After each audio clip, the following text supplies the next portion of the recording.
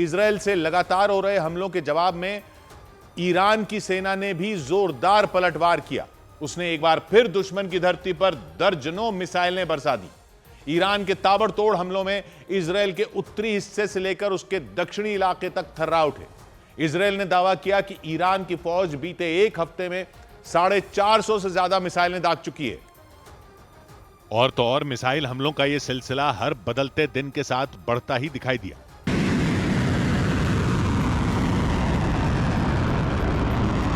Iran के media ने वहां की सेना के हमले का एक वीडियो जारी किया और उसमें दिखा कि ईरान के किसी सैन्य अड्डे से कुछ ही देर में दर्जनों मिसाइलें दाग दी गईं। लॉन्चर से निकलती वो मिसाइलें बिजली की तेजी से आसमान में उड़ी और दुश्मन के ठिकानों पर बरसने के लिए रवाना हो गईं।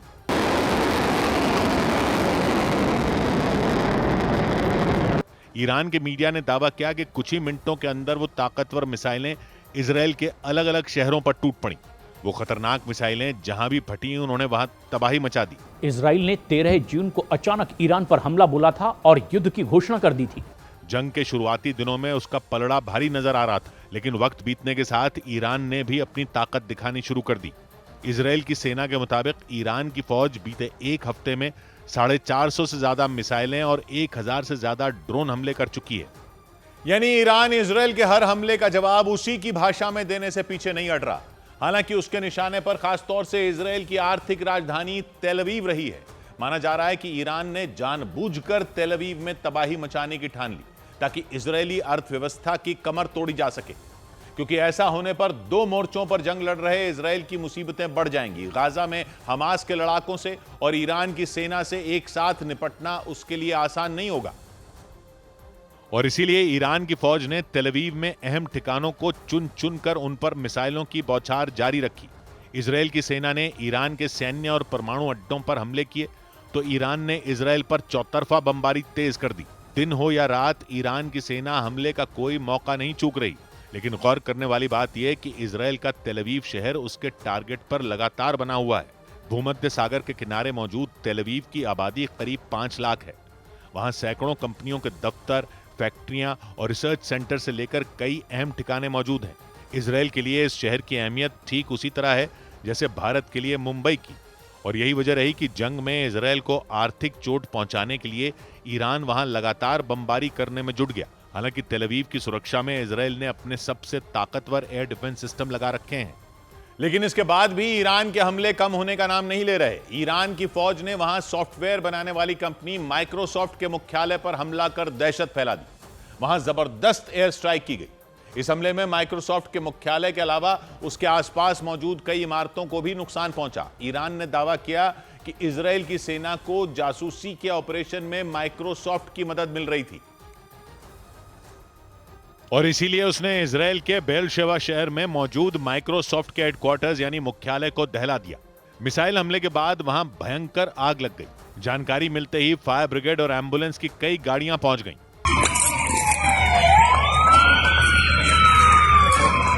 सॉफ्टवेयर बनाने वाली अमेरिकी कंपनी माइक्रोसॉफ्ट के मुख्यालय के ऊपर धुएं का बादल दिखाई दिया, जबकि उसके नजदीक मौजूद कुछ इमारतें तो आग की भीषण लपटों से गिर गईं।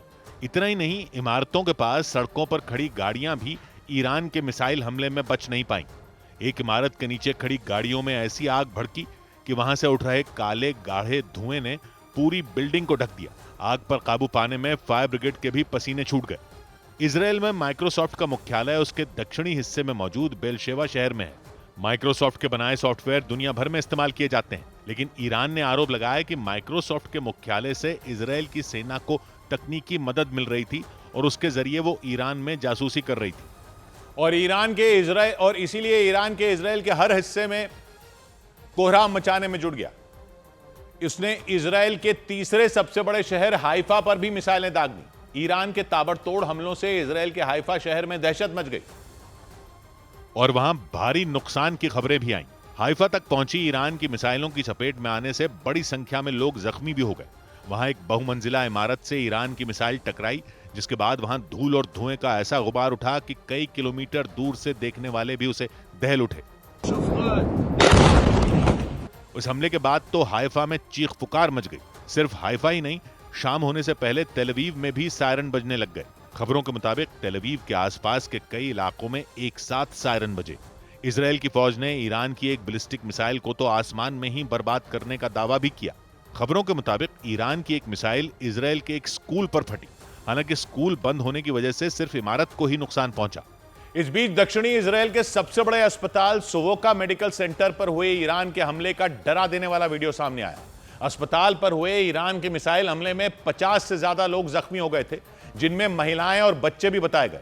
इस हमले के बाद इसराइल ने ईरान पर जानबूझकर बेगुनाह लोगों को निशाना बनाने का आरोप लगाया था। और इसी बीच वहां हुए खौफनाक हमले का एक और वीडियो सामने आया। उस वीडियो में दिखा कि सोवोका मेडिकल सेंटर पर मिसाइल गिरते ही वहां भयंकर विस्फोट हो गया। धमाका होते ही अस्पताल में लगे बड़े बड़े शीशे चकनाचूर हो गए। खौफनाक तस्वीरों को देखकर ऐसा लगा जैसे सुनामी के दौरान समंदर की लहरें सब कुछ उजाड़ते हुए वहां पहुंच गई हों। मिसाइल हमले में अस्पताल का वो हिस्सा बुरी तरह टूट फूट गया। काफी देर तक तो वहां धुएं और धूल का कब्जा बना रहा। सोवोका मेडिकल सेंटर दक्षिण इजराइल का सबसे बड़ा अस्पताल है। हमला होते ही वहां चीख-पुकार मच गई थी। ईरान की सेना के मुताबिक सोवोका मेडिकल सेंटर के नीचे इजराइल का सैन्य ठिकाना था और उसी को बर्बाद करने के लिए उसने वहां बमबारी की। जबकि इजराइल ने आरोप लगाया कि ईरान ने जंग के नियमों की धज्जियां उड़ाते हुए अस्पताल पर हमला कर दिया और 50 से ज्यादा लोगों को घायल कर दिया। हालांकि ईरान की मिसाइलें तेल अवीव समेत इजराइल के कई इलाकों को दहलाने में कामयाब हुई। हालांकि इजराइल में मिसाइलें ही नहीं बल्कि आत्मघाती ड्रोन और विनाशकारी बम भी फोड़े गए। इजराइल की सेना ने तो यहां तक आरोप लगा दिया कि ईरान ने उसके कई इलाकों पर क्लस्टर बम गिरा दिए। ये बम इतने खतरनाक होते हैं कि जंग में उनके इस्तेमाल पर रोक लगाई जा चुकी है। लेकिन ईरान पर विध्वंसक क्लस्टर बम फोड़ने का आरोप लग गया। इजराइल की सेना के मुताबिक ईरान ने तेल अवीव के नजदीक क्लस्टर बम की बारिश कर दी। दावा किया गया कि ईरान की सेना ने इस विनाशकारी बम को बैलिस्टिक मिसाइल में भरकर हमला किया। इससे वहां कोहराम मच गया। क्लस्टर बम वो बला है जिसमें सैकड़ों बमों का एक गुच्छा होता है। उन्हें मिसाइल में भरकर दुश्मन के इलाकों में आसमान से बरसाया जाता है। ये विनाशकारी बम जिस इलाके पर गिरते हैं वहां मौजूद इंसान तो छोड़िए, पेड़ पौधे तक जलकर राख हो जाते हैं। और इसीलिए ज्यादातर देशों ने क्लस्टर बमों के इस्तेमाल पर प्रतिबंध लगा रखा है। लेकिन इजराइल ने आरोप लगाया कि ईरान की फौज ने क्लस्टर बम से हमला कर करीब 8 किलोमीटर में फैले आबादी वाले इलाके में हाहाकार मचा दिया। दावा किया गया कि इस हमले में करीब 90 लोग घायल हो गए। हालांकि जंग में क्लस्टर बम दागे जाने के आरोपों पर ईरान की ओर से कोई प्रतिक्रिया सामने नहीं आई। लेकिन ईरान की मिसाइलों ने इजराइल के एयर डिफेंस सिस्टमों को कई बार चकमा देकर उनकी हवाई सुरक्षा को पानी पिला दिया। इजराइल के जखीरे में आयरन डोम समेत कई ताकतवर एयर डिफेंस सिस्टम मौजूद हैं। उसने उन्हें बॉर्डर वाले इलाकों के साथ साथ तेल अवीव और यरूशलेम जैसे अहम शहरों की सुरक्षा में तैनात कर रखा है। इजराइल के वो एयर डिफेंस सिस्टम गाजा से होने वाले हमास के हवाई हमलों को नाकाम भी करते आए हैं। लेकिन ईरान की शक्तिशाली मिसाइलों के आगे उनका जादू फीका पड़ता दिखाई दिया, क्योंकि इजराइल के एयर डिफेंस सिस्टम ईरान के कई हमले रोकने में पूरी तरह नाकाम रहे। इसीलिए ईरान की फौज चंद दिन के अंदर इजराइल में इतने बड़े पैमाने पर तबाही मचाने में सफल हुई। जबकि गाजा से करीब 20 महीने से हमला कर रहे हमास के लड़ाके इजराइल को कोई खास नुकसान नहीं पहुंचा पाए थे। हमास के लड़ाके इजराइल के खिलाफ रॉकेट का इस्तेमाल करते आए हैं। लेकिन ईरान ने रॉकेटों से कई गुना ताकत वाली मिसाइलों की बारिश की। दावा तो यहां तक किया गया कि उसने अपनी सबसे विध्वंसक बैलिस्टिक मिसाइलों फतेह और सेजिल को भी जंग के मैदान में उतार दिया। ये दोनों मिसाइलें हजारों किलोमीटर प्रति घंटा की रफ्तार से वार करती हैं। दावा किया गया कि इजराइल का गुरूर माने जाने वाला उसका आयरन डोम एयर डिफेंस सिस्टम भी उन्हें रोकने में कामयाब नहीं रहा। जबकि आयरन डोम को इजराइल ही नहीं बल्कि दुनिया के बेहतरीन एयर डिफेंस सिस्टमों में गिना जाता है। लेकिन ईरान की मिसाइलों के आगे उसकी एक न चली। खबर है कि जंग में ईरान ने पहली बार हाइपरसोनिक मिसाइल फतह-1 का भी इस्तेमाल किया। इस मिसाइल का नाम खुद ईरान के supreme leader Ayatollah Ali Khamenei ने रखा था। इससे पहले साल 2024 में भी ईरान ने इजराइल के खिलाफ इस मिसाइल का इस्तेमाल किया था। और इसके बाद एक बार फिर ईरान ने इजराइल में तबाही मचाने के लिए हाइपरसोनिक मिसाइल फतह-1 दाग दी। साल 2023 में इस मिसाइल को दुनिया के सामने पेश करते वक्त ईरान की राजधानी तेहरान में एक बड़ा बैनर लगाया गया था।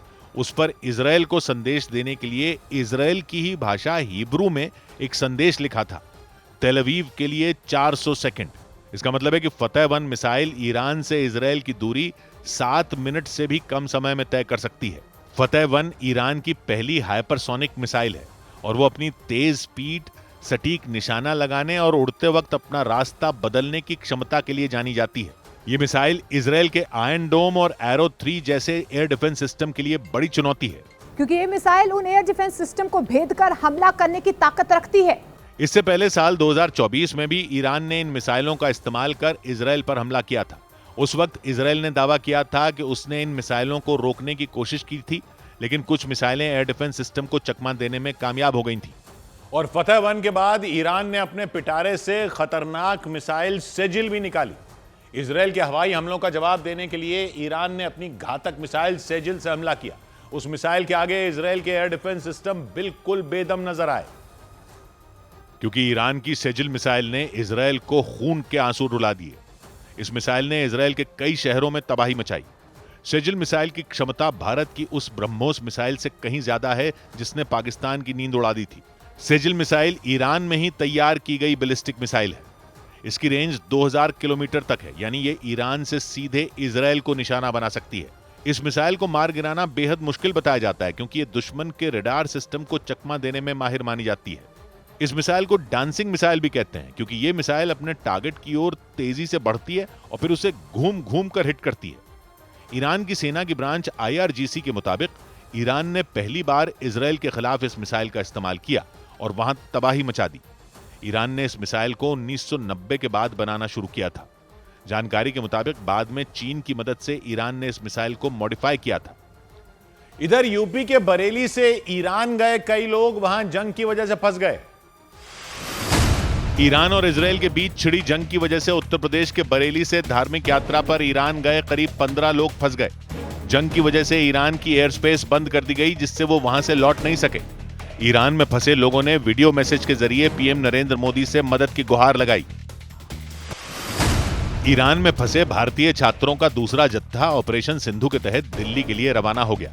जानकारी के मुताबिक छात्रों से भरा एक विमान तुर्कमेनिस्तान की राजधानी अशगाबाद से भारत के लिए उड़ा और दूसरे विमान ने इराक के मशहद से उड़ान भरी। पंजाब के अमृतसर में भारत पाकिस्तान सीमा के नजदीक बीएसएफ ने एक ड्रोन के साथ ड्रग्स जब्त करने का दावा किया। बीएसएफ के मुताबिक पाकिस्तान से ड्रोन के जरिए ड्रग्स की तस्करी की गई।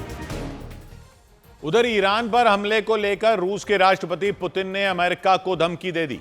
उन्होंने चेतावनी दी कि अगर ईरान और इजराइल के बीच जारी युद्ध में किसी तीसरे देश की एंट्री हुई तो इसका नतीजा बेहद खतरनाक हो सकता है। उनका इशारा सीधा अमेरिका की तरफ था, क्योंकि माना जा रहा है कि इजराइल का साथ देने के लिए अमेरिका कभी भी इस जंग में उतर सकता है। अमेरिकी राष्ट्रपति डोनाल्ड ट्रंप ने खुद इस बात के संकेत दिए थे। इस बीच पुतिन ने चेतावनी दे दी कि अगर इस युद्ध का दायरा बढ़ा और किसी तीसरे देश ने इसमें हिस्सा लिया तो अंजाम बेहद खतरनाक हो सकता है। उनके मुताबिक इस वजह से उस पूरे इलाके में नए सिरे से तनाव बढ़ जाएगा। यानी पुतिन ने इशारों में अमेरिका को यह धमकी दे दी कि वो ईरान और इजराइल की जंग से दूर रहे।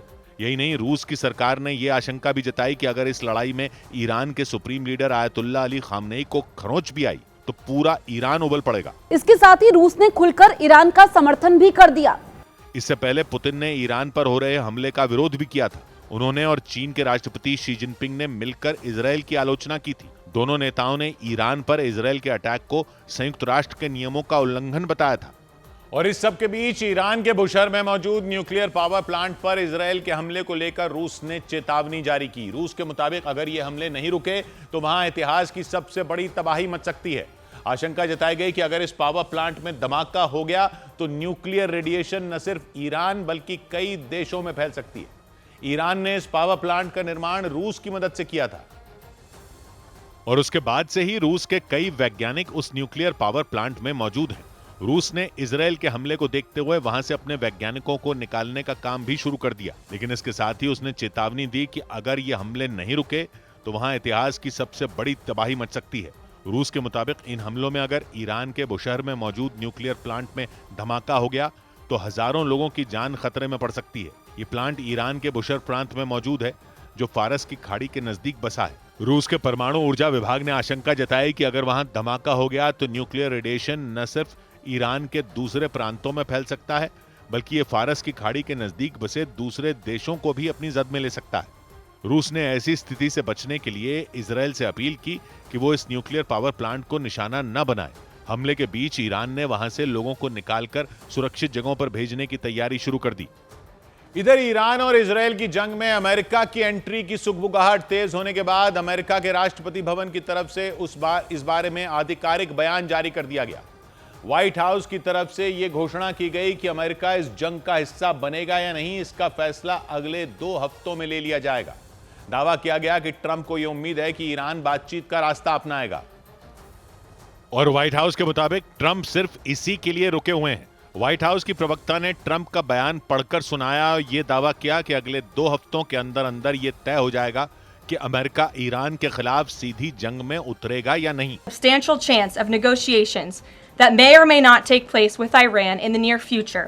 I will make my decision whether or not to go within the next 2 weeks. इस बीच अमेरिकी खुफिया एजेंसियों के सूत्रों के मुताबिक ट्रंप ये नहीं चाहते कि ईरान का हाल भी लीबिया जैसा हो जाए, क्योंकि अगर हमले में ईरान के supreme leader ayatollah Ali Khamenei को मार दिया गया तो बात बिगड़ भी सकती है। ठीक वैसे ही हालात बन सकते हैं जैसे लिबिया में बन गए थे। लिबिया में 2011 में वहां की सत्ता पर काबिज मोहम्मद गद्दाफी की हत्या कर दी गई थी। गद्दाफी पर तानाशाही के आरोप लगे थे और उनके खिलाफ लिबिया में भयंकर विद्रोह हो गया था। सूत्रों के मुताबिक ट्रंप को ईरान के मामले में भी इसी तरह का डर सता रहा है। इसी वजह से ट्रंप सिर्फ ईरान के परमाणु ठिकानों को निशाना बनाने के पक्ष में है। और जानकारों का मानना है कि अमेरिका के हमले का पूरा प्लान इस बात पर निर्भर करता है कि वो GBU-57 नाम के महाविनाशक बम का इस्तेमाल करेगा या नहीं। इसे बंकर बस्टर बम भी कहा जाता है और माना जा रहा है कि ट्रंप बस इसी इंतजार में है कि उन्हें इस बात की पूरी रिपोर्ट मिल जाए कि अगर अमेरिका ने यह बम ईरान पर पटक दिया तो इससे कितनी तबाही होगी। क्योंकि अमेरिकी खुफिया एजेंसियों के सूत्रों के मुताबिक ट्रंप को इस बम की कामयाबी पर 100% भरोसा नहीं है। अमेरिकी न्यूज वेबसाइट एक्सियोस की एक रिपोर्ट में यह दावा किया गया कि ट्रंप इस मुद्दे पर अमेरिकी फौज के अधिकारियों के साथ लगातार बैठक कर रहे हैं। वो ये जानने की कोशिश में है कि अगर अमेरिका ईरान पर GBU-57 बम फोड़ दे तो वहां कुछ बचेगा या नहीं। ये बम है तो महाविनाशक, लेकिन इससे पहले कभी इसका इस्तेमाल नहीं हुआ। इसकी ताकत का अनुमान सिर्फ उन टेस्ट के दम पर लगाया जा रहा है जो अमेरिका ने खुद किए थे। और दावा किया गया कि इसी वजह से ट्रंप पूरी ताकत से ईरान पर वार करने का फैसला नहीं ले पा रहे। क्योंकि अगर अमेरिका ने ईरान पर GBU-57 फोड़ दिया और उससे ईरान के न्यूक्लियर प्लांट तबाह नहीं हुए तो अमेरिका की किरकिरी हो जाएगी। एक्सियोस की एक रिपोर्ट के मुताबिक ट्रंप सिर्फ GBU-57 बम से ही ईरान के परमाणु ठिकानों को निशाना बनाना चाहते हैं और इसी वजह से उन्हें यह डर भी है कि अगर यह बम किसी वजह से फुस हो गया तो फिर अमेरिका को लंबी जंग लड़नी पड़ सकती है। और एक्सियोस की रिपोर्ट के मुताबिक ट्रंप ये बिल्कुल नहीं चाहते कि जंग लंबी चले। उनकी कोशिश यही है कि अमेरिका अगर जंग में कूदा तो फिर जल्द से जल्द जंग का फैसला हो जाए। माना जा रहा है इसी वजह से वो पूरा दांव GBU-57 पर लगा रहे हैं। क्योंकि यह बम अमेरिका के लिए किसी ब्रह्मास्त्र से कम नहीं माना जाता। दावा किया जा रहा है कि अमेरिका इससे ईरान के फोर्दो फ्यूल एनरिचमेंट प्लांट पर हमला करना चाहता है, मतलब वो जगह जहां ईरान ने यूरेनियम का संवर्धन किया हुआ है। अमेरिका और इजराइल का आरोप है कि जमीन की गहराई में मौजूद इसी प्लांट में ईरान परमाणु बम बना रहा है और एक्सियोस की रिपोर्ट के मुताबिक इसे तबाह करने के लिए ट्रंप GBU-57 का इस्तेमाल करने की प्लानिंग में है। अमेरिका का यह बम आसमान से दागे जाने के बाद जमीन की सतह के 200 फीट अंदर तक जाकर फट सकता है। मतलब अगर जमीन के नीचे 20 मंजिला इमारत हो तो यह उसे भी तबाह कर सकता है, क्योंकि यह बम बाकी बमों या मिसाइलों की तरह हवा में आगे की तरफ नहीं जाता, बल्कि सीधा जमीन को चीरता हुआ निकलता है। और इसी वजह से 14,000 किलो का यह बम सब कुछ बर्बाद करने की ताकत रखता है। मतलब अगर दुश्मन का कोई ठिकाना पाताल में हो तब भी GBU-57 उसे तबाह कर सकता है।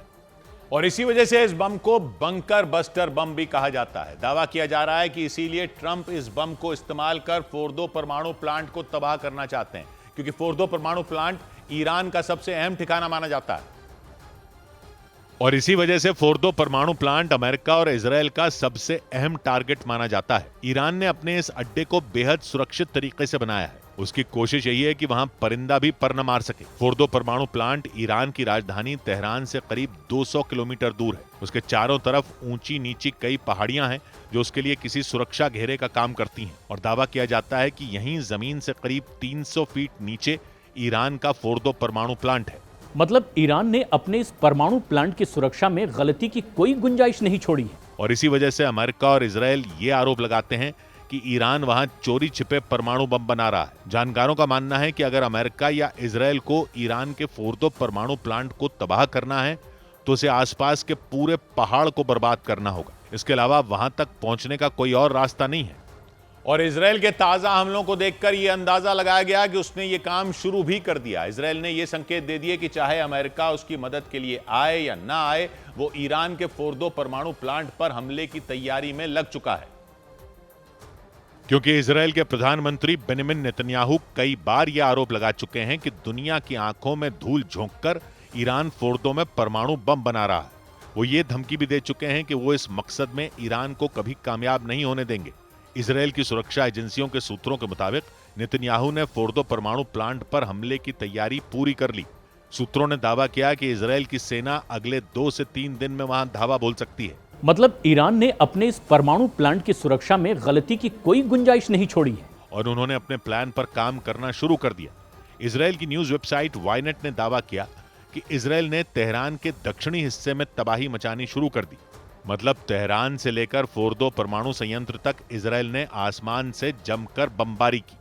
दावा किया गया कि उसके निशाने पर ईरान के एयर डिफेंस सिस्टम थे जिन्हें वो किसी भी कीमत पर तबाह करना चाहता था। हालांकि अमेरिकी फौज ने जो कदम उठाए उन्हें देखकर लगा कि वो ईरान के खिलाफ इजरायल की मदद के लिए जल्द ही पूरी ताकत झोंक सकता है। अमेरिकी सुरक्षा एजेंसियों के सूत्रों के मुताबिक डोनाल्ड ट्रंप ने एक नहीं बल्कि 3 एयरक्राफ्ट कैरियर ईरान की तरफ रवाना कर दिए। और ये ईरान के लिए बेहद डराने वाली खबर हो सकती है, क्योंकि इससे पहले अमेरिका ने समंदर में इतना भारी भरकम बेड़ा कभी नहीं उतारा। सूत्रों ने दावा किया कि अमेरिका ईरान के खिलाफ लड़ रहे इजरायल की मदद के लिए अपने 3 महाशक्तिशाली एयरक्राफ्ट कैरियर ईरान की तरफ रवाना करने की तैयारी में है। इनमें यूएसएस कार्ल विल्सन तो पहले से ही पश्चिम एशिया के इलाके में तैनात है। दावा किया गया कि इस पर F-18 और F-35 समेत करीब 90 से ज्यादा एयरक्राफ्ट मौजूद हैं। इसी हफ्ते अमेरिका ने यूएसएस निमित्ज को भी दक्षिण चीन सागर से पश्चिम एशिया की तरफ रवाना कर दिया। इस एयरक्राफ्ट कैरियर पर भी खतरनाक लड़ाकू विमानों की टुकड़ी मौजूद है और खबर है कि अमेरिका जल्द ही यूएसएस जेरल्ड आर फोर्ड को भी ईरान की तरफ रवाना करने की तैयारी में है। ये दुनिया का सबसे बड़ा एयरक्राफ्ट कैरियर है और इन पर मौजूद अमेरिका के लड़ाकू विमान तबाही मचाने वाली मिसाइलों से लैस होंगे। मतलब अमेरिका समंदर के रास्ते ईरान की गर्दन मरोड़ने की पूरी तैयारी में लग गया। इधर महाराष्ट्र के पुणे में बड़ा विमान हादसा टल गया। दिल्ली से महाराष्ट्र के पुणे जा रहे एयर इंडिया के एक विमान से एक पक्षी टकरा गया। हालांकि विमान के पायलट पुणे एयरपोर्ट पर सुरक्षित लैंडिंग कराने में सफल रहे। एयर इंडिया की 9 फ्लाइट उड़ान भरने से पहले ही रद्द कर दी गई। इनमें 4 इंटरनेशनल और 5 घरेलू फ्लाइटें रहीं। एयर इंडिया ने बताया कि एयरपोर्ट पर मेंटेनेंस और दूसरी वजहों से उड़ानों को रद्द किया गया। अहमदाबाद में हुए प्लेन क्रैश के बाद पिछले 9 दिन में अलग अलग वजहों से 84 उड़ानें रद्द की जा चुकी हैं। संभल के एंचोड़ा कंभो नाम के गांव में मौजूद कल्की धाम के नजदीक सरकारी जमीन पर बनी एक मस्जिद को हटाने के लिए नोटिस भेजा गया। इसके बाद मस्जिद कमेटी ने खुद ही मस्जिद तुड़वाने का काम शुरू कर दिया। इस दौरान पुलिस के जवान भी मस्जिद के बाहर मौजूद रहे। उधर इजरायल और ईरान की जंग में लेबनान के चरमपंथी संगठन हिजबुल्लाह की एंट्री हो गई। ईरान के मीडिया के मुताबिक हिजबुल्लाह के चीफ नईम कासिम ने इजरायल और अमेरिका को सीधी चेतावनी दे दी कि अगर उन्होंने ईरान पर हमले नहीं रोके तो अंजाम बहुत बुरा होगा। इसके साथ ही हिजबुल्लाह ने ईरान के समर्थन में खुले तौर पर जंग में उतरने का ऐलान भी कर दिया। नईम कासिम ने दावा किया कि अगर ईरान पर बारूद की बारिश नहीं रुकी तो जंग की आग पूरे पश्चिम एशिया में धधक उठेगी। मतलब यह कि हिजबुल्लाह ईरान के समर्थन में अमेरिका और इजरायल के सैन्य ठिकानों पर हमले करने से नहीं चूकेगा। लेबनान के चरमपंथी संगठन हिजबुल्लाह के चीफ नईम कासिम ने इजरायल और अमेरिका पर गुस्सा निकाला। ईरान के अखबार तेहरान टाइम्स के मुताबिक नईम कासिम ने 2 टूक कहा कि ईरान को अपने शांतिपूर्ण परमाणु कार्यक्रम को आगे बढ़ाने का पूरा हक है। उन्होंने आरोप लगाया कि अमेरिका और इजरायल ईरान के परमाणु कार्यक्रम का जो विरोध कर रहे हैं वो सिर्फ एक बहानेबाजी है। हिजबुल्लाह चीफ ने इजरायल के साथ ही अमेरिका को भी सीधी चेतावनी दी कि अगर ईरान पर हमले नहीं रुके तो पूरा पश्चिम एशिया जंग की आग में जल उठेगा और उसके लिए जिम्मेदार सिर्फ और सिर्फ अमेरिका और इजरायल होंगे। हिजबुल्लाह और ईरान के रिश्ते बेहद गहरे हैं। हिजबुल्लाह के लड़ाकों पर ईरान का हाथ माना जाता है। ईरान हिजबुल्लाह को पैसे, हथियार और ट्रेनिंग देता है। कहा जाता है कि हिजबुल्लाह के पास 10-20 हजार नहीं बल्कि कुल 60,000 लड़ाकों की फौज है। इसके साथ ही उसके पास 1 लाख मिसाइलें होने का भी दावा किया जाता है। इसके अलावा डिफेंस सिस्टम और ड्रोन ने उसे बेहद खतरनाक चरमपंथी संगठन बना दिया है। गाजा में हमास पर इजराइल के हमलों के बाद भी हिजबुल्लाह ने जंग का मोर्चा खोल दिया था और इजराइल की उत्तरी सीमा पर भयानक हमले शुरू कर दिए थे। हालांकि कई महीनों तक चली लड़ाई के बाद पिछले साल नवंबर में इजराइल और हिजबुल्लाह के बीच सीजफायर का ऐलान हो गया था, लेकिन ईरान पर इजराइल के हमलों से बौखलाए हिजबुल्लाह चीफ ने एक बार फिर जंग छेड़ने का ऐलान कर दिया। हालांकि इजराइल ने ईरान के साथ जंग के दौरान हिजबुल्लाह को दूर रहने की धमकी दी और दो टूक कह दिया कि ईरान का साथ देने के लिए अगर हिजबुल्लाह मैदान में कूदा तो उसे गंभीर अंजाम भुगतने पड़ेंगे। इजराइल के रक्षा मंत्री का यह बयान हिजबुल्लाह चीफ नईम कासिम की उस धमकी के बाद आया जिसमें उन्होंने अमेरिका और इजराइल को ईरान पर हमले बंद करने का अल्टीमेटम दिया था। इजराइल के रक्षा मंत्री ने इसे गंभीर चेतावनी मानते हुए हिजबुल्लाह को धमका दिया और ये साफ कह दिया कि ईरान के साथ इस जंग में एक भी बम लेबनान की तरफ से आया तो इजराइल की सेना उसका नामो निशान मिटा देगी। यानी इजराइल ने हिजबुल्लाह को कड़े शब्दों में अपने दायरे में रहने की हिदायत दे दी। हिजबुल्लाह इजराइल के पड़ोसी देश लेबनान का चरमपंथी संगठन है और उसका कट्टर दुश्मन है। दक्षिणी लेबनान के साथ इजराइल की करीब 120 किलोमीटर लंबी उत्तरी सीमा लगती है। दोनों देश इस इलाके में कई बार भयानक युद्ध भी लड़ चुके हैं। हमास पर इजराइल के हमलों के दौरान भी भीषण लड़ाई छिड़ी थी, लेकिन ईरान और इजराइल की जंग के दौरान एक बार फिर इस इलाके में बारूद सुलगना शुरू हो गया और दोनों दुश्मनों में एक बार फिर जंग की तलवारें खिंच गईं। माना जा रहा है कि जंग के दौरान इजराइल के लिए ईरान के पाले हुए ट्रिपल एच मुश्किलें खड़ी कर सकते हैं। ईरान के ट्रिपल एच यानी हूथी, हमास और हिजबुल्लाह, ये वो चरमपंथी संगठन हैं जिनके पास खूंखार लड़ाकों की तगड़ी फौज है। कहा जाता है इनके हथियार गोदाम में ईरान का ही दिया हुआ इतना गोला बारूद, मिसाइलें और आत्मघाती ड्रोन मौजूद हैं कि वो किसी भी ताकतवर सेना का मुकाबला कर सकते हैं। और माना यह भी जा रहा है कि इजराइल का मुकाबला कर रहा ईरान अपने इस ट्रिपल एच से उसकी घेरेबंदी कर सकता है। रक्षा विशेषज्ञों के मुताबिक ईरान हूथी, हमास और हिजबुल्लाह के जरिए इजराइल के खिलाफ एक साथ कई मोर्चे खोल सकता है, क्योंकि इजराइल के उत्तर में ट्रिपल एच का पहला एच हिजबुल्लाह है तो दक्षिण में ट्रिपल एच का दूसरा एच हूथी लड़ाके और पश्चिम में हमास मौजूद है। मतलब ईरान का ये ट्रिपल एच इजराइल को 3 दिशाओं से घेरने और अमेरिका को पश्चिम एशिया में फंसा देने की ताकत रखता है। हालांकि बीते करीब 1.5 साल से गाजा में भयानक हमले कर इजराइल ने ईरान के इस ट्रिपल एच वाले जाल की हमास वाली रस्सी को तकरीबन काट दिया है, लेकिन यह बात भी सही है कि इतनी ताकत के बावजूद वो उसे पूरी तरह खत्म नहीं कर सका। इजराइल के साथ छिड़ी ताजा जंग के दौरान ईरान के इस ट्रिपल एच की चर्चा पूरी दुनिया में शुरू हो गई, क्योंकि ये बात सभी जानते हैं कि जमीन पर ये तीनों चरमपंथी संगठन भले ही अलग अलग देशों में हो, लेकिन उनकी डोर ईरान के हाथों में ही है। और माना जाता है कि ईरान जब चाहे, जैसे चाहे इन चरमपंथी संगठनों को अपने मोहरों की तरह इस्तेमाल कर सकता है। इसके अलावा ईरान इराक और सीरिया में मौजूद अपने विद्रोही संगठनों के जरिए भी इजराइल और अमेरिका की मुश्किलें बढ़ा सकता है, क्योंकि इन दोनों जगहों पर अमेरिकी सेना के सैन्य ठिकाने मौजूद हैं, जिन्हें निशाना बनाना ईरान समर्थित चरमपंथी संगठनों के लिए बेहद आसान हो सकता है।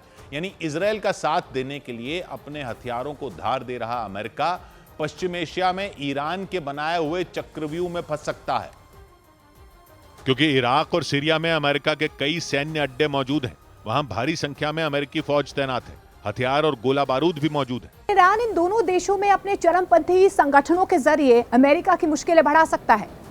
और खासतौर पर इराक में तो ईरान समर्थित कई ऐसे संगठन मौजूद हैं जिन्होंने पहले भी अमेरिकी सैन्य अड्डों पर रॉकेट और ड्रोन से हमले किए थे। इसी तरह सीरिया में भी ईरान अपने पाले हुए चरमपंथी संगठनों के लड़ाकों को अमेरिका और इजराइल के ठिकानों पर हमले के लिए पैसा, हथियार और गोला बारूद मुहैया करा सकता है। इराक और सीरिया के अलावा इजराइल के आसपास के देश भी उसके लिए मुश्किलें पैदा कर सकते हैं, क्योंकि इजराइल उत्तर में लेबनान, उत्तर पूर्व में सीरिया, पूर्व में जॉर्डन और दक्षिण पश्चिम में मिस्र से घिरा है, जिनमें लेबनान, सीरिया और जॉर्डन तो इजराइल को अपना कट्टर दुश्मन मानते हैं। हालांकि 1967 में हुई जंग के दौरान मिस्र, सीरिया और जॉर्डन समेत 6 अरब देशों को इजराइल ने अकेले धूल चटा दी थी और पश्चिम एशिया का नक्शा बदल दिया था। लेकिन 58 साल पहले हुई उस लड़ाई और मौजूदा समय में छिड़ी जंग में जमीन आसमान का फर्क है। ईरान उस वक्त के मुकाबले काफी ताकतवर हो चुका है, वो इतनी आसानी से घुटने टेकता नहीं दिख रहा, जबकि अमेरिका और इजराइल ने अपने तेवरों से साफ कर दिया कि वो अपने दुश्मन को खत्म करने से पहले नहीं रुकेंगे। दूसरी तरफ ईरान इस्लामी देशों को एकजुट करने में जुट गया। मतलब इस बात की आशंका बढ़ गई कि जिस दिन अमेरिका ने ईरान पर हमले शुरू किए उसी दिन से पश्चिम एशिया में वो जंग छिड़ जाएगी जिसे रोक पाना आसान नहीं होगा, क्योंकि जंग वाली शतरंज की बिसात पर अमेरिका और इजरायल के साथ ही ईरान ने भी अपने मोहरे बिछा लिए हैं। ईरान की इजरायल के साथ छिड़ी ताजा जंग इस बात की तरफ इशारा कर रही है कि पूरे पश्चिम एशिया में मिसाइलों की गर्जना और बारूद की गंध फैल सकती है। कहा जा रहा है कि अमेरिकी राष्ट्रपति डोनाल्ड ट्रंप की आक्रामकता एक और गल्फ वॉर को जन्म दे सकती है, जिनके आमने सामने आते ही पश्चिम एशिया 1990 में हुई गल्फ वॉर जैसी स्थिति में आ सकता है, क्योंकि 1990 से 91 तक चली गल्फ वॉर में अमेरिका के नेतृत्व में 34 देशों ने इराक के खिलाफ जंग छेड़ दी थी। उस वक्त इराक के तानाशाह सद्दाम हुसैन ने अपने पड़ोसी देश कुवैत पर हमला कर दिया था, जिसके बाद अमेरिका ने इराक को रोकने के लिए इराक पर हमला कर दिया था। इधर दिल्ली में 2000 करोड़ रुपए के घोटाले के मामले में Manish Sisodia anti corruption branch के दफ्तर में पेश हुए।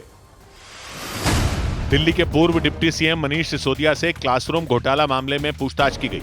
एंटी करप्शन ब्रांच के दफ्तर में उनसे सवाल जवाब किए गए। दिल्ली में आम आदमी पार्टी की सरकार के दौरान सरकारी स्कूलों में क्लासरूम निर्माण को लेकर करीब 2000 करोड़ रुपए के घोटाले के आरोप लगे थे। दिल्ली मेट्रो के एक महिला कोच में सांप दिखने की अफवाह के बाद हंगामा हो गया। कोच में मौजूद महिलाएं सांप से बचने की कोशिश करती दिखी। हालांकि शिकायत मिलने पर डीएमआरसी ने कोच की जांच की और सांप नहीं बल्कि एक छोटी छिपकली होने का दावा किया। उत्तर प्रदेश के फिरोजाबाद में पुलिस ने दावा किया कि उसने एक मुठभेड़ में 50,000 रुपए के इनामी बदमाश को मार गिराया। इस मुठभेड़ के दौरान एक सिपाही घायल हो गया। पुलिस के मुताबिक मारे गए बदमाश पर हत्या और लूटपाट के कई मामले दर्ज थे। दिल्ली के नजदीक उत्तर प्रदेश के गाजियाबाद में पुलिस ने मुठभेड़ के बाद लूट के 3 आरोपियों को गिरफ्तार करने का दावा किया। पुलिस ने उनसे पिस्तौल और जिंदा कारतूस के साथ 4 लाख रुपए से ज्यादा कैश जब्त करने का भी दावा किया। उधर इजरायल से जारी युद्ध के बीच ईरान और अमेरिका के बीच बातचीत हुई। ईरान के विदेश मंत्री अब्बास अराक्ची और अमेरिकी राजदूत के बीच फोन पर बातचीत हुई। इस दौरान एक बार फिर अमेरिका ने दोहराया कि ईरान यूरेनियम एनरिचमेंट यानी यूरेनियम संवर्धन ना करे। परमाणु बम बनाने के लिए जरूरी यूरेनियम को अलग किया जाता है और इसी प्रक्रिया को यूरेनियम एनरिचमेंट कहते हैं।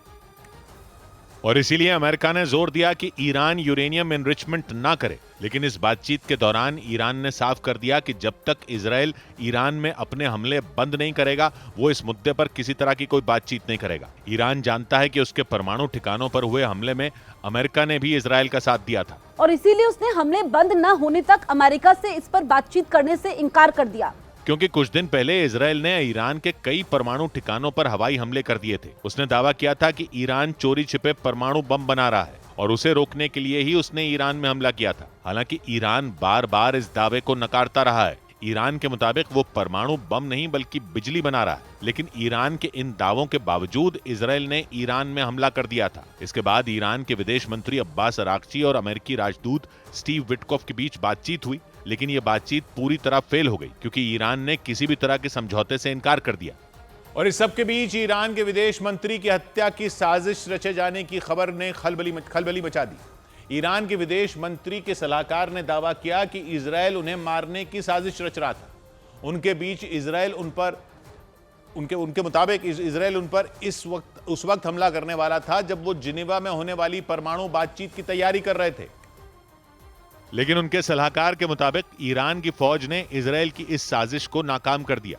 ईरान के विदेश मंत्री अब्बास अराक्ची के सलाहकार ने इसे लेकर सोशल मीडिया पर एक पोस्ट जारी की। उसमें उन्होंने लिखा कि इजरायल ईरान के विदेश मंत्री की हत्या करने की साजिश रच रहा था और इस साजिश को अंजाम देने के लिए उसने उस वक्त को चुना जब अब्बास अराक्ची जिनेवा में जर्मनी, ब्रिटेन और फ्रांस के साथ होने वाली परमाणु बातचीत की तैयारी में जुटे थे। उन्होंने दावा किया कि जैसे ही जिनेवा में होने वाली इस बातचीत की खबर सार्वजनिक हुई, उन्हें चेतावनियां मिलनी शुरू हो गईं कि ईरान के विदेश मंत्री पर किसी भी वक्त हमला हो सकता है। उनके मुताबिक यह हमला ईरान की राजधानी तेहरान में होने वाला था। ऐसे में ईरान की सेना अलर्ट हो गई और वक्त रहते ईरान के विदेश मंत्री की हत्या की साजिश को नाकाम कर दिया। उधर इजरायल और ईरान के बीच जारी जंग में चीन की एंट्री के भी संकेत मिले। इजरायल की खुफिया एजेंसियों के मुताबिक चीन चुपचाप ईरान को अपने घातक हथियार भेज रहा है ताकि वो इजरायल के खिलाफ पूरी ताकत से जंग लड़ सके और इजरायल के हर हमले का मुंह तोड़ जवाब दे सके। विमानों की आवाजाही पर नजर रखने वाली फ्लाइट रडार 24 नाम की वेबसाइट के डेटा के मुताबिक 14 जून के बाद कम से कम 5 बोइंग 747 विमानों ने चीन से ईरान की ओर उड़ान भरी। इन विमानों ने चीन के उत्तरी हिस्से से पश्चिम की ओर उड़ते हुए कजाकिस्तान, उज्बेकिस्तान और तुर्कमेनिस्तान को पार किया और जैसे ही ईरान की सीमा के पास पहुंचे वो रडार से गायब हो गए। इन विमानों को जाना तो यूरोप के देश लक्समबर्ग था, लेकिन फ्लाइट रडार 24 के डेटा के मुताबिक इनमें एक भी विमान ने यूरोप के हवाई क्षेत्र में एंट्री नहीं ली और इसीलिए ये शक और पुख्ता हो गया कि चीन के विमानों ने ईरान जाने के लिए ही उड़ान भरी थी।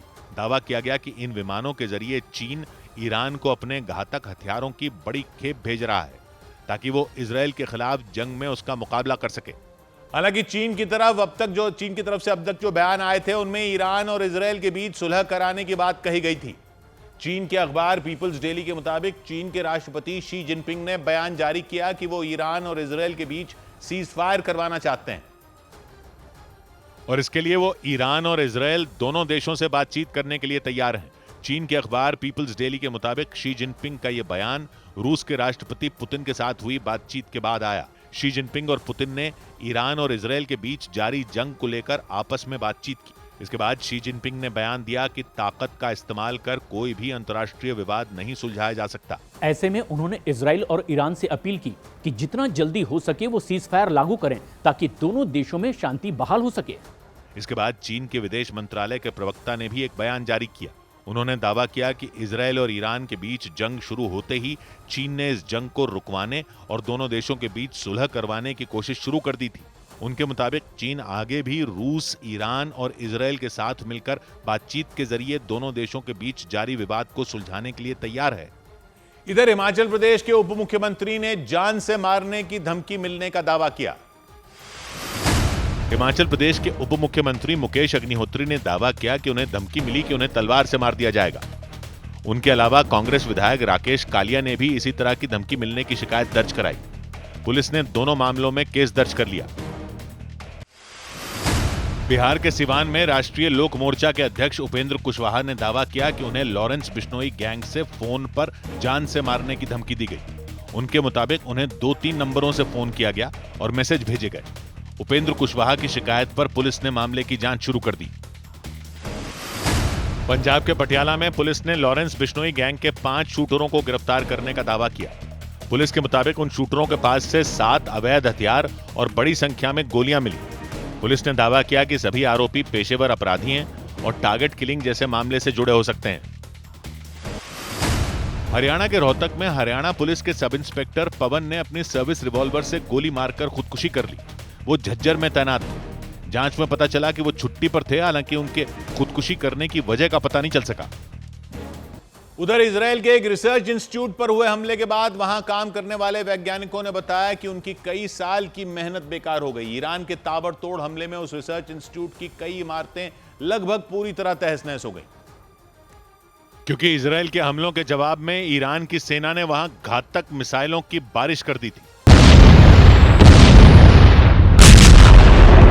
इजराइल के उस रिसर्च इंस्टीट्यूट पर कुछ दिन पहले हमला हुआ था, लेकिन वहां हुई तबाही की तस्वीरें अब सामने आई। हवाई हमले में रिसर्च इंस्टीट्यूट यानी शोध संस्थान की ईंट से ईंट बजाकर रख दी गई। उसकी इमारतों का हाल तो ऐसा हो गया कि मानो उन्हें बुलडोजर से ढा दिया गया हो। एक इमारत छत समेत जमींदोज हो गई। वहां इतने तगड़े विस्फोट हुए थे कि दीवारों और छतों से लगे सरिये तक बाहर आ गए। इजराइल के रेखोवुत शहर में मौजूद वो शोध संस्थान कई एकड़ इलाके में फैला था। रेखोवुत शहर इजराइल की आर्थिक राजधानी तेल अवीव से महज 25 किलोमीटर दूर है। वहां कई इमारतों में वैज्ञानिक सालों से अलग अलग चीजों पर रिसर्च कर रहे थे। लेकिन ईरान के हमले ने सिर्फ रिसर्च इंस्टीट्यूट की इमारतों को ही बर्बाद नहीं किया, बल्कि इजराइल के वैज्ञानिकों की मेहनत पर भी पानी फेर दिया। लेकिन रिसर्च इंस्टीट्यूट पर हुए हमले का पलटवार करने में इजराइल ने देर नहीं लगाई। उसके भीषण हमलों में ईरान का एक अरक परमाणु ठिकाना तबाह हो गया। इजराइल ने यह दावा करते हुए वहां की कुछ सैटेलाइट तस्वीरें भी जारी की। उसके मुताबिक ईरान ने इस न्यूक्लियर प्लांट का निर्माण सिर्फ परमाणु बम बनाने के लिए ही किया था। और दावा किया गया कि भीषण मिसाइल हमलों में ईरान का यह परमाणु अड्डा मिट्टी में मिल गया। अपने दावे को पुख्ता करने के लिए इजराइल की सेना ने वहां की कुछ सैटेलाइट तस्वीरें भी जारी की। उनमें अरक न्यूक्लियर प्लांट पर हमले से पहले और बाद की तस्वीरें नजर आईं। तस्वीरों में दिखा कि हमले के बाद परमाणु ठिकाने का मुख्य हिस्सा पूरी तरह तबाह हो चुका था। मिसाइल हमलों से उसके आसपास के हिस्सों को भी भारी नुकसान पहुंचा। जंग की शुरुआत से ही ईरान के न्यूक्लियर प्लांट इजरायल के निशाने पर हैं। उसने एक के बाद एक ईरान के कई परमाणु अड्डों को टारगेट किया, लेकिन अरक परमाणु ठिकाने पर हमले से पहले इजरायल की सेना ने उस इलाके को खाली करने की चेतावनी भी दे दी थी। इसके तुरंत बाद उसने वहां मिसाइलें बरसा दी।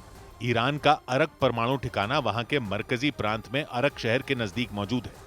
ये ईरान की राजधानी तेहरान से करीब 250 किलोमीटर दक्षिण पश्चिम में है। इजरायल की सेना के मुताबिक ईरान वहां परमाणु बम बनाने के लिए यूरेनियम इकट्ठा करने में जुटा था। और इस सब के बीच ईरान की राजधानी तेहरान में इजरायल के हमले के खिलाफ हजारों लोग सड़कों पर उतर आए। उन्होंने जंग की इस घड़ी में एकजुटता दिखाने की कोशिश की। इस दौरान प्रदर्शनकारियों ने न सिर्फ इजरायल के खिलाफ नारे लगाए, बल्कि इस जंग में मारे गए अपनी सेना के बड़े कमांडरों को श्रद्धांजलि भी दी। और साथ ही ईरान के सुप्रीम लीडर आयतुल्लाह अली खामनई समेत वहां सभी बड़े नेताओं का समर्थन भी किया। इस मुद्दे पर ईरान की राजधानी तेहरान की सड़कों पर हजारों लोग उतर आए। उन्होंने ये जताने की कोशिश की कि वो किसी भी हालत में अपने देश की सरकार के साथ खड़े हैं। लोगों ने ईरान पर इजरायल के ताबड़तोड़ हमलों पर नाराजगी जताई और इजरायल के खिलाफ खूब नारे लगाए। इस प्रदर्शन में बड़ी संख्या में महिलाओं ने भी हिस्सा लिया। उन्होंने आयतुल्लाह अली खामनई समेत कई बड़े नेताओं की तस्वीरों के साथ प्रदर्शन किया। इस दौरान कुछ लोग इजरायल के हमले में मारे गए ईरान की सेना के कमांडरों की भी तस्वीरों के साथ नजर आए। अपने देश के प्रति एकजुटता दिखाने के लिए लोगों ने ईरान के झंडे के साथ रैली निकाली। यही नहीं, कुछ इलाकों में लोग इजरायल के झंडे को अपने पैरों से रौंदते भी दिखाई दिए। और तेहरान में जारी प्रदर्शन के बीच वहां मौजूद एक बड़े अस्पताल को निशाना बनाया। इस हमले में कई लोग घायल हो गए और अस्पताल को भी भारी नुकसान पहुंचा। बाद में ईरान ने आरोप लगाया कि इजरायल ने आम लोगों पर भी हमले शुरू कर दिए और इसकी वजह से तेहरान के उस अस्पताल में चीख पुकार मच गई। इजरायल के मिसाइल हमले से अस्पताल का बड़ा हिस्सा तबाह हो गया। वहां के स्वास्थ्य मंत्रालय ने दावा किया बड़ी संख्या में अस्पताल के कर्मचारी भी इस हमले में घायल हुए।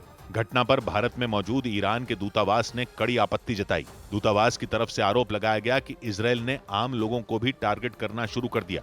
इस दौरान इजरायल के हमलों में मारे गए कई आम लोगों की तस्वीरें भी दिखाई गईं। Vicious actions, these unlawful military attacks against civilians, against the children, women. इस बीच न्यूज एजेंसी रॉयटर्स के हवाले से खबर सामने आई कि इजरायल ने ईरान की राजधानी तेहरान में मिसाइलों के अलावा ड्रोन से भी हमला किया। रॉयटर्स के मुताबिक तेहरान में हुए ड्रोन हमले में ईरान के एक बड़े परमाणु वैज्ञानिक की भी मौत हो गई। जिस इमारत को निशाना बनाकर इजरायल ने यह अटैक किया, उसे भारी नुकसान पहुंचा। इधर महाराष्ट्र के वाशिम में एक सोशल मीडिया पोस्ट को लेकर दो गुट आपस में भिड़ गए। महाराष्ट्र के वाशिम में एक सोशल मीडिया पोस्ट को लेकर दो गुटों के बीच मारपीट हो गई। दोनों गुटों के बीच जमकर पत्थरबाजी हुई और इस दौरान एक गुट के लोगों ने तो तलवार तक निकाल ली। जानकारी मिलते ही पहुंची पुलिस ने मामला शांत करवाया। इसके बाद पुलिस ने सीसीटीवी फुटेज के आधार पर आरोपियों की तलाश शुरू की। उत्तर प्रदेश के वाराणसी में कुछ लोगों ने एक्टर आमिर खान की फिल्म सितारे जमीन पर का विरोध किया। वहां सड़क पर कुछ लोगों ने फिल्म के पोस्टर जलाए और नारेबाजी की। उन लोगों के मुताबिक आमिर खान ने तुर्की का समर्थन किया था, इसीलिए उन्होंने उनकी फिल्म का बहिष्कार करने का फैसला लिया। उत्तर प्रदेश के बिजनौर में एक शादी समारोह में खाना खत्म होने पर दो पक्षों के लोग आपस में भिड़ गए। वहां उन दोनों पक्षों के लोगों के बीच जमकर मारपीट हो गई और 3 लोग गंभीर रूप से घायल हो गए। उत्तर प्रदेश के भदोही में एक जर्जर कमरे की छत और दीवार गिरने से अफरा तफरी मच गई। पुलिस के मुताबिक उस कमरे में कुछ पटाखे रखे हुए थे। आशंका जताई गई कि उन पटाखों में हुए विस्फोट की वजह से वो कमरा ढह गया। उधर उत्तर प्रदेश के मेरठ में सड़क के किनारे अलग अलग मसाज पार्लर चलाने वाले दो लोगों के बीच ऐसी झड़प हुई कि उन्हें देखने के लिए भीड़ जमा हो गई। वहां 2 मसाज पार्लर चलाने वाले लोगों के बीच स्टाफ को लेकर कहासुनी शुरू हुई, लेकिन बात इतनी बिगड़ गई कि वो लोग मारपीट पर उतर आए और उनमें एक आदमी ने एक महिला को जोरदार थप्पड़ जड़ दिया। उसने भीड़ के सामने उस महिला को थप्पड़ मारा और चीखता चिल्लाता सुनाई दिया। उसने वहां गाली गलौज शुरू कर दी और यह सुनकर उस महिला का गुस्सा फूट पड़ा। फिर तो उन्होंने भी शोर शराबा करना शुरू कर दिया। इस बीच एक और महिला उस आदमी से भिड़ गई और वो उन्हें भी धमकाता दिखाई दिया, लेकिन झड़प यहीं खत्म नहीं हुई। उसने उस महिला का हाथ पकड़ लिया और झकझोरता रहा। इस दौरान उस आदमी की तरफ से एक लड़की ने भी उस महिला का हाथ पकड़ लिया। वो उनके कपड़े खींचती रही। इसके बाद आग बबूला हुई उस महिला ने भी गाली गलौज शुरू कर दी। ये मारपीट मेरठ के ट्रांसपोर्ट नगर इलाके में हुई। इसकी जानकारी मिलने पर पुलिस वहां पहुंची और पुलिसकर्मियों ने मामला शांत करवाया। झड़प में शामिल वो आदमी और वो महिला 2 अलग अलग मसाज पार्लरों के मालिक बताए गए। उनके बीच स्टाफ को लेकर बहस हुई और देखते ही देखते वो लोग भिड़ गए। इधर मध्य प्रदेश के धार में एक मोटरसाइकिल फिसलने की वजह से 2 लड़के उफनती नदी में फंस गए। वो दोनों उस मोटरसाइकिल पर सवार होकर खुज नदी पर बने कच्चे पुल से गुजर रहे थे, तभी उनकी मोटरसाइकिल फिसल गई और वो दोनों नदी में जा गिरे। और इस सब के बाद उनमें एक लड़का लहरों के बीच फंस गया। फिर तो आसपास मौजूद बड़ी संख्या में लोग उसे बाहर निकालने के लिए उसके पास पहुंच गए। उन लोगों ने अपनी जान की परवाह तक नहीं की और खुज नदी पर बने उस कच्चे पुल से नीचे उतर गए। उन्होंने उस लड़के को सैलाब से बाहर निकालने के लिए पूरी ताकत लगा दी। इस बीच तेज रफ्तार में बहता पानी उसे अपने साथ बहा ले जाने पर आमादा दिखा, लेकिन उन लोगों ने भी हिम्मत नहीं हारी। किसी ने उसके हाथ पकड़े तो किसी ने उसके पैरों को पकड़कर ऊपर की तरफ खींच लिया। काफी देर तक जद्दोजहद करने के बाद उसे बाहर निकाला जा सका। खुज नदी से बाहर निकालकर उसे अस्पताल ले जाया गया, लेकिन उसकी जान नहीं बचाई जा सकी। ये घटना धार के धर्मपुरी इलाके में हुई। वो लड़का अपने साथी को लेकर उस पुल से गुजर रहा था, तभी उसकी मोटरसाइकिल फिसल गई। हालांकि उसका साथी नदी से बाहर निकलने में कामयाब रहा। इस बीच इंग्लैंड में पहले टेस्ट मैच के शुरू होने से पहले अहमदाबाद विमान हादसे पर दुख जताया गया। इंग्लैंड के लीड्स में भारत और इंग्लैंड के बीच खेले जा रहे पहले टेस्ट मैच में दोनों टीमों के खिलाड़ी अहमदाबाद विमान हादसे में जान गंवाने वालों की याद में काली पट्टी बांधकर मैदान पर उतरे। मैच शुरू होने से पहले दोनों टीमों के खिलाड़ियों ने 1 मिनट का मौन भी रखा।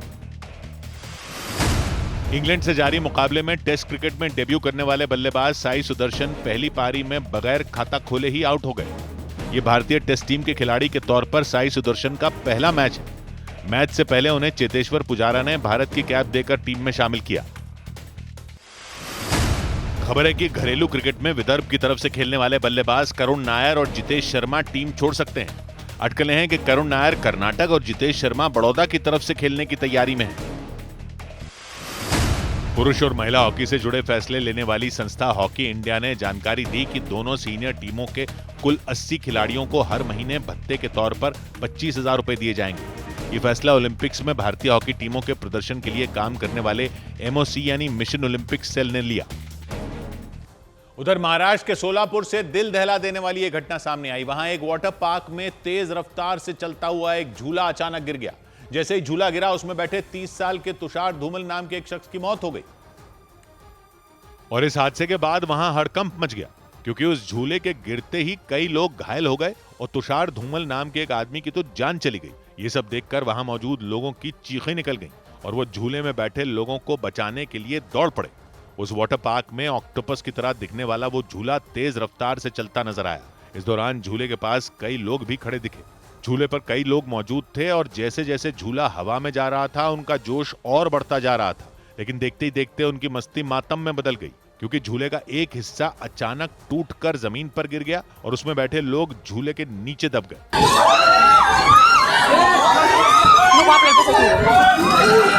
जैसे ही यह हादसा हुआ, आसपास के लोग उस झूले में बैठे लोगों को बचाने के लिए दौड़ पड़े। उसमें बैठे लोग बुरी तरह घायल हो गए। जानकारी के मुताबिक हादसे में जान गंवाने वाले तुषार धूमल अपने कुछ दोस्तों के साथ वाटर पार्क गए थे, लेकिन इस हादसे में उनकी जान चली गई और उनके दोस्त भी घायल बताए गए। बड़ी खबर आई राजा रघुवंशी हत्याकांड से जुड़ी। शिलांग पुलिस के सूत्रों ने दावा किया कि सोनम और राज कुशवाहा ने राजा रघुवंशी को गोली मारने की साजिश रची थी। सूत्रों के मुताबिक दोनों ने मिलकर गुवाहाटी में ही सुनसान जगह पर राजा की गोली मारकर हत्या करने का प्लान बनाया था। पुलिस के सूत्रों ने दावा किया कि राज कुशवाहा ने पिस्तौल खरीदी थी और आरोपियों को पिस्तौल देकर गुवाहाटी भेजा था। सूत्रों ने बताया कि गुवाहाटी में प्लान फेल होने के बाद सोनम ने शिलांग जाने की साजिश रची थी और वहां धारदार हथियार से राजा की हत्या कर दी गई थी। और दावा किया गया कि राजा को मारने के लिए आरोपियों ने 2 धारदार हथियार का इस्तेमाल किया था। लेकिन शिलांग पुलिस के सूत्रों ने दावा किया कि राज कुशवाहा ने गुवाहाटी में ही राजा को मारने की पूरी तैयारी कर ली थी।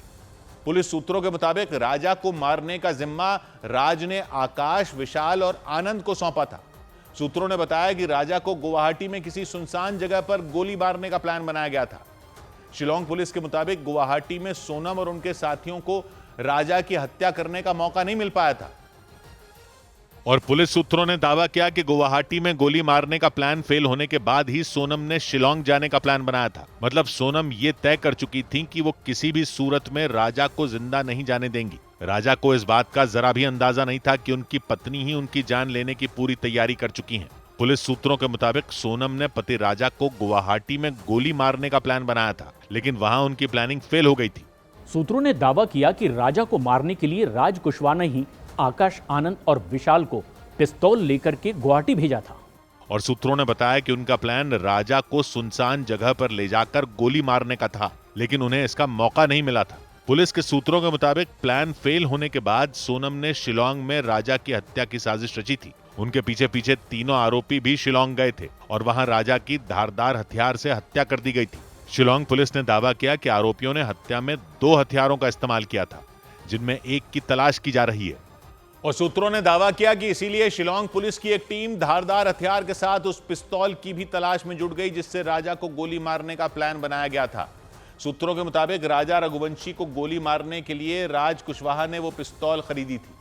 शिलांग पुलिस के सूत्रों ने दावा किया कि राज कुशवाहा और सोनम अपनी कंपनी चला रहे थे और सूत्रों के मुताबिक उस कंपनी का रजिस्ट्रेशन राज कुशवाहा की मां चुन्नी बाई के नाम से कराया गया था। मतलब राज और सोनम पहले से ही साथ रहने और शादी करने की पूरी तैयारी कर चुके थे। शिलांग पुलिस के सूत्रों ने दावा किया कि जिस पिस्तौल के साथ सोनम शिलांग गई थी वो राज कुशवाहा ने ही खरीदी थी। सूत्रों के मुताबिक इसके अलावा शिलांग पुलिस रुपयों से भरे एक बैग की तलाश में जुट गई, क्योंकि जांच में यह बात सामने आई कि सोनम के पास एक बैग था और उस बैग में 5 लाख रुपए थे और दावा किया गया कि वो पैसा राज कुशवाहा और सोनम की कंपनी के अकाउंट से निकाला गया था। शिलांग से आई पुलिस टीम ने इंदौर में सोनम के घर उस बैग की तलाश भी की थी। शिलांग पुलिस ने उस फ्लैट की भी तलाशी ली जहां सोनम के कई दिनों तक रुकने का दावा किया गया था। इसके अलावा पुलिस ने सोनम के ऑफिस और गोदाम की भी तलाशी ली थी। दावा किया गया कि शिलांग पुलिस ने राज कुशवाहा के घर पर भी बैग और पिस्तौल को ढूंढने की कोशिश की।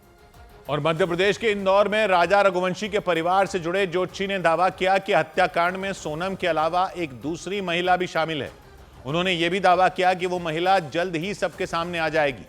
मतलब राजा रघुवंशी हत्याकांड की गुत्थी सुलझने के बजाय एक बार फिर उलझती नजर आई। इससे पहले पुलिस के भी कुछ अधिकारी ये आशंका जता चुके हैं कि राजा रघुवंशी हत्याकांड के पीछे सिर्फ प्यार और शादी वजह नहीं हो सकती।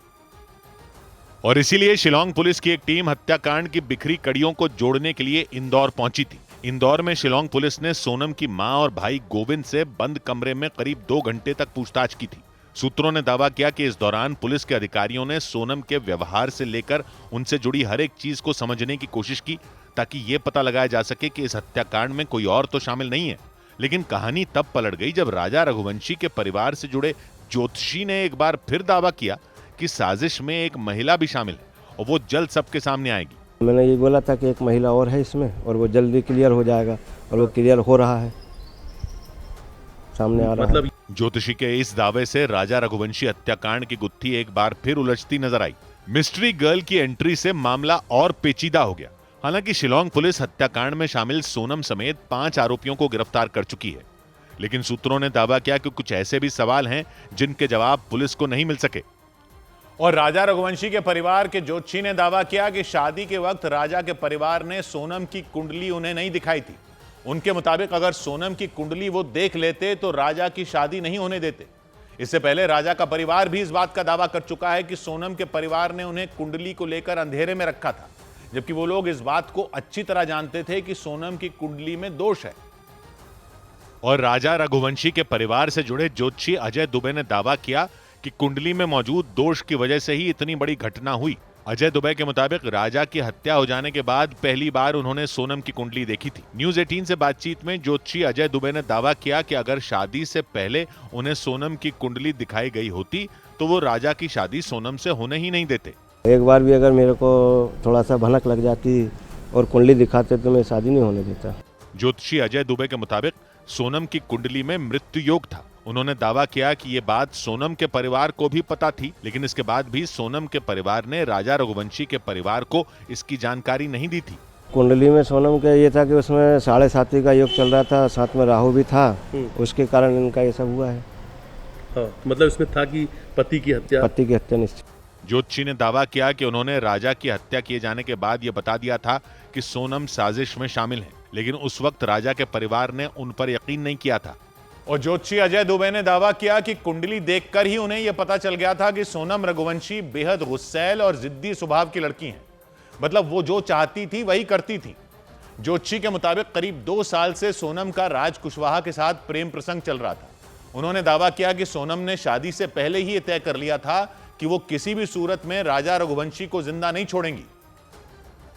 और हुआ भी बिल्कुल वैसा ही, क्योंकि सोनम के साथ शादी होने के ठीक 12 दिन बाद राजा रघुवंशी की बेरहमी से हत्या कर दी गई थी। हत्या के कुछ दिन बाद शिलोंग पुलिस ने जांच के बाद दावा किया कि पूरी साजिश सोनम और उनके प्रेमी बताए जा रहे राज कुशवाहा ने रची थी। राजा रघुवंशी के परिवार के ज्योतिषी अजय दुबे के मुताबिक सोनम की कुंडली देखकर उन्हें यह पता चल गया था कि वो बेहद गुस्सैल और जिद्दी स्वभाव की लड़की हैं। उन्होंने दावा किया कि सोनम जो हासिल करना चाहती थी उसके लिए वो किसी भी हद तक जा सकती थी। जैसे कोई चीज़ उसको पसंद आ गई कि ये चाहिए मेरे को, तो उसको वही चाहिए। फिर वो दूसरी भले लाख करोड़ों की हो, अरबों की हो, उसको इससे कोई मतलब नहीं है। ज्योतिषी अजय दुबे ने दावा किया कि सोनम ने पहले ही तय कर लिया था कि वो किसी भी सूरत में राजा रघुवंशी के साथ नहीं रहेंगी। उनके मुताबिक इसी वजह से सोनम ने पति राजा को रास्ते से हटाने के लिए इतनी भयानक और खतरनाक साजिश रची थी। और इंदौर में मौजूद शिलोंग पुलिस की टीम उस टैक्सी ड्राइवर तक पहुंच गई जिसकी मदद से सोनम इंदौर से उत्तर प्रदेश के गाजीपुर पहुंची थी। शिलोंग पुलिस के अधिकारियों ने करीब 1 घंटे तक उस टैक्सी ड्राइवर से पूछताछ की। शिलोंग पुलिस के मुताबिक 23 मई को राजा रघुवंशी की हत्या के 3 दिन बाद यानी 26 मई को सोनम इंदौर लौट आई थी। सूत्रों ने दावा किया कि इंदौर में वो एक फ्लैट में 7 जून तक रुकी थी। और शिलोंग पुलिस के मुताबिक उसी फ्लैट से वो टैक्सी लेकर इंदौर से उत्तर प्रदेश के गाजीपुर पहुंची थी। पिछले कुछ दिनों से इंदौर में हत्याकांड की कड़ियों को जोड़ने में जुटी शिलोंग पुलिस पीयूष नाम के उस टैक्सी ड्राइवर तक भी पहुंच गई जिसने सोनम को उत्तर प्रदेश के गाजीपुर में छोड़ा था। शिलोंग पुलिस ने पीयूष से करीब 1 घंटे तक पूछताछ की। हालांकि मीडिया के लोगों ने जब पीयूष से बातचीत करने की कोशिश की तो उन्होंने कुछ भी बताने से इनकार कर दिया। क्यों बुलाया था तेरे को? वो गाड़ी के मामले में बुलाया था तो मैंने बता दिया। कौन सी गाड़ी लेके? आपको क्या करना सर, मैंने बता दिया सर को। शिलोंग पुलिस के मुताबिक सोनम पति राजा की हत्या के बाद इंदौर आ गई थी और कई दिनों से इसी फ्लैट में रुकी थी। जांच में पता चला कि उस फ्लैट को आरोपी विशाल ने किराए पर लिया था। पुलिस ने दावा किया कि 2 जून को राजा का शव मिलने से राज और सोनम घबरा गए थे। सूत्रों के मुताबिक राज ने सोनम को इंदौर से सिलीगुड़ी भेजने और उन्हें पीड़ित दिखाने का प्लान बनाया था। उसी के तहत सोनम टैक्सी से सिलीगुड़ी के लिए निकली थी, लेकिन दावा किया गया कि वो राज के कहने पर गाजीपुर में उतर गई थी। और इस सब के बीच मध्य प्रदेश के इंदौर में राजा रघुवंशी के पिता अशोक रघुवंशी के आंखों से आंसू बरसते आंसू, दर्द और न्याय की गुहार ने लोगों को झकझोर कर रख दिया। वो अपने घर के दरवाजे पर दिन रात इस उम्मीद में बैठे नजर आए कि उनका बेटा राजा रघुवंशी घर आ जाएगा। वो ये मानने को तैयार ही नहीं कि शिलोंग में राजा की बेरहमी से हत्या कर दी गई थी। उन्होंने बड़ी धूमधाम से राजा की शादी की थी। वो राजा के बच्चों के साथ खेलने का सपना तक देख चुके थे। लेकिन उनके सपने तब चकनाचूर हो गए जब उनके दिल के टुकड़े राजा की हत्या कर दी गई। उन्हें बेटे को आखिरी बार देखने का मौका तक नहीं मिला। इसीलिए उन्हें यह यकीन ही नहीं हो रहा कि उनका बेटा अब इस दुनिया में नहीं रहा। राजा की याद में उनकी पिता की आंखों से आंसू नहीं थम रहे। वो एकटक अपने बेटे की तस्वीर निहारते रहते हैं। वो दिन रात घर की चौखट पर इस उम्मीद से बैठे रहते हैं कि उनका बेटा वापस आ जाएगा। राजा का इंतजार करता हूँ मेरा बेटा आएगा, पर सोनम ने जो किया है वो अच्छा नहीं करा। न्यूज 18 से बातचीत में अशोक रघुवंशी ने बताया कि राजा की याद में उन्हें रात भर नींद नहीं आती। रात भर में कोई नींद नहीं आती है। मैं सोचता हूँ मेरा बच्चा अभी आएगा। घर वाले परेशान बोलते ऊपर आ जा। राजा के पिता ने दावा किया कि अक्सर उनके कानों में बेटे राजा की आवाज गूंजती रहती है। राजा की आत्मा यहीं भटक रही है घड़ी के अंदर।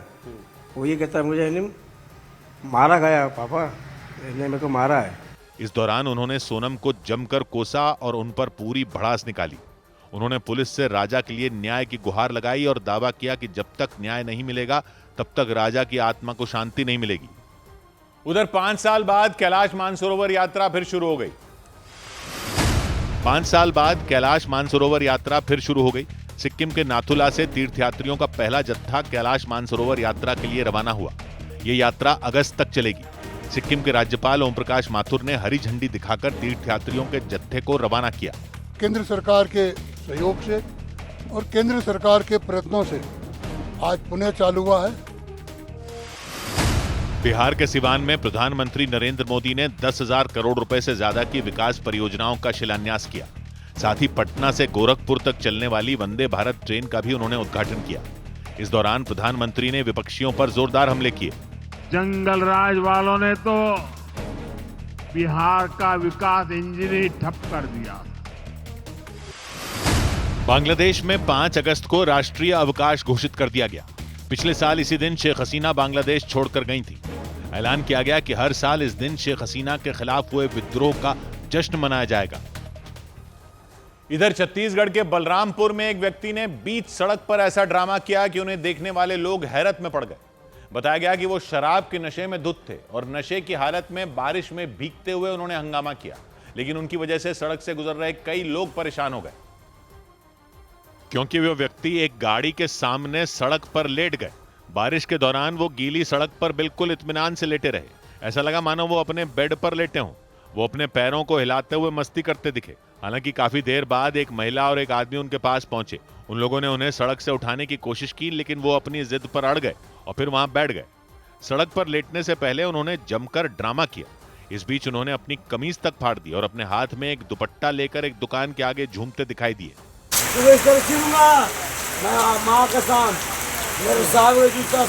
कुछ देर में तो वो इधर उधर भागते भी दिखे। वहां सड़क से गुजर रहे कई लोग उन्हें ऐसी हरकत करते देख रुक गए और हंसते नजर आए। वहां उनकी इस हरकत से परेशान होकर लोगों ने पुलिस को इसके बारे में जानकारी दी। इसके बाद पुलिसकर्मी उन्हें अपने साथ लेकर गए। वो व्यक्ति बलरामपुर के वाड्रफनगर इलाके के रहने वाले बताए गए और आरोप लगा कि नशे की हालत में उन्होंने ऐसी हरकत की।